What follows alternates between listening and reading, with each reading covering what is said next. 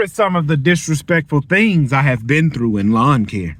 I had a client, he called me and said he was moving out of his home, but before he can get his deposit back, he needed to get the grass cut. So I gave him a price for him to get the grass cut. He agreed to the price and I sent him the invoice. 30 minutes later, the property was cut and I took pictures and I sent it to him.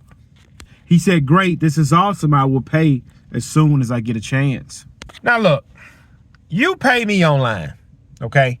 By the time you say, listen, when I send the invoice, 2 clicks, open the invoice, press pay now.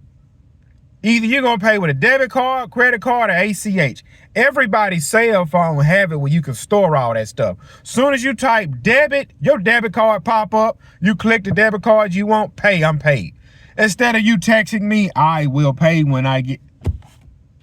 Needless to say, this guy never answered the phone and he ended up blocking my phone number. Lucky for me, I have 2 phones in my truck, so I called him from the second phone. I said, "Hey, you never paid the invoice. What's going on?" "Oh, yeah. I'm gonna pay it. And then he blocked me from that phone number, so I had a 3rd phone and I called him again. He answered. I said, "I understand you're not planning on paying the bill, but all I can do is ask if you can leave me a 5-star Google review since you wanted to rip me off." He hung the phone up and blocked that number as well. I had another client. I was cutting the property. I've been cutting the property for about 2 years, and I was trying to beat the rain. When I pulled up on the property, it had started sprinkling, but I know this property doesn't hold water, and I was only going to be there for 15 minutes. The wife proceeds to come out with an attitude and tell me, "What is wrong with you? Don't you see that it is about to rain?" She began getting very disrespectful, so I just packed my mower and never went back. I also had another guy walk up to me with 2 Bud Lights and ask me if I can cut his yard for exchange of 2 Bud Lights. I also had this very wealthy client who felt like he can pay me whenever he wanted to. After numerous times of begging for payment and secretly I was behind on my personal bills, he chose not to make the payment. I had another property where a lady called me from out of town and wanted to get her father's property cut because he had passed away and they was trying to get the property in order to sell. As I proceeded to pull up on the property, I noticed the grass was 5 feet tall, front, side, and back. And when I gave her the price, she said, "That's something I can't afford. It's just too out of my league. I really don't have any money." Me being the nice guy that I am, I decided to cut the property for free in exchange for a 5-star Google review. Needless to say, she never gave me the 5-star review, but I gave her the free cut. I had another property. It was overgrown and I was fairly new in business, and the client called me out and I gave him the price to clean the property up. They agreed, but I never got paid. In the process of me cutting that overgrown property, I ended up cutting my leg, needing 8 stitches. I went to the hospital to get the 8 stitches, and I also came back to finish the uncut property and still never got paid. Another time I was fairly new in business and a guy wanted to get his flower beds cleaned out and the shrubs trimmed for a whopping peanut price, and he still never paid.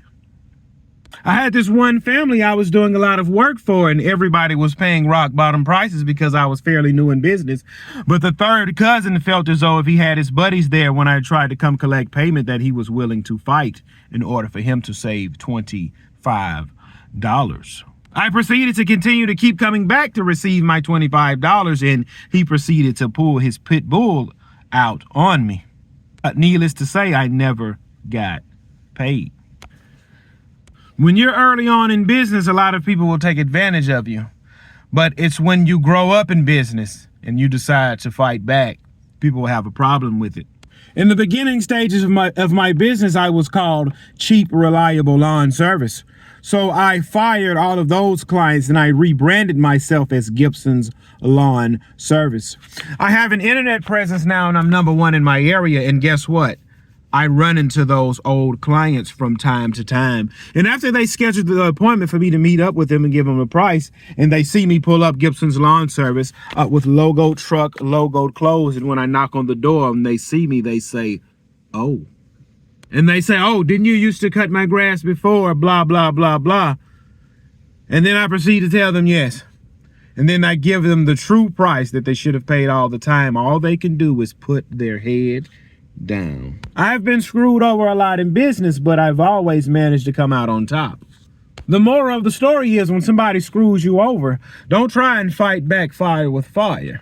You fight back by becoming successful in your town, and you keep it in their face every single day.